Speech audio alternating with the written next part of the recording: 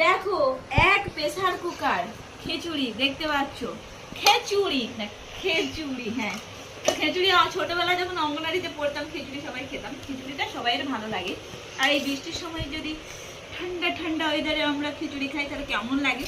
সঙ্গে ডিমের ভোজ আর পেঁয়াজ কাঁচা লঙ্কা আর কাসুন্দি রয়েছে, জাস্ট জমে ক্ষীর। আর বেগুন ভাজাটা খেলাম না, কারণ বেগুন ভাজাতে প্রচন্ড পরিমাণে মানে অ্যালার্জি আছে, চুলকুনি হবে। এমনিতে অনেকদিন পরে ডিম নিয়ে বসে পড়েছি। তো যাই হোক, খেয়ে দেখি, এইভাবেই খাই। আর প্রেসার কুকারে যেহেতু প্রচন্ড বেশি পরিমাণে পড়ে গেছিলো, তার জন্য জল পুরো নেই, খিচুড়িটা একটু মোটা মোটা টাইপের হয়ে গেছে। তো কোনো ব্যাপারই নয়। তো এই বলে না কি রাইস যেন বলে, পোলাও পোলাও টাইপের। তো যাই হোক, পোলাও এটা। আর এইভাবে খাই সামান্য একটু নিয়ে, আর সঙ্গে কাঁচা লঙ্কা, আর সঙ্গে হচ্ছে পেঁয়াজ। তো চলো আমি খাই, টেস্টটা কিন্তু সেই লেভেলের হয়েছে। গরম সবাই করেছি, কার এরকম খেতে ভালো লাগে, আমার তো খুব।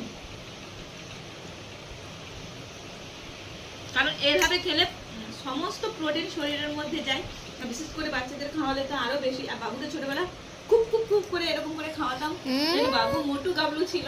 কিন্তু এখন বাবু খেতেই চায় না, ওই জন্য এরকম পাতলা পুরো সিপাইয়ের মতো হয়ে গেছে। তো চলো আমি খেতে থাকি, তোমরা দেখতে থাকো, মজা নিতে থাকো। Tata, bye bye.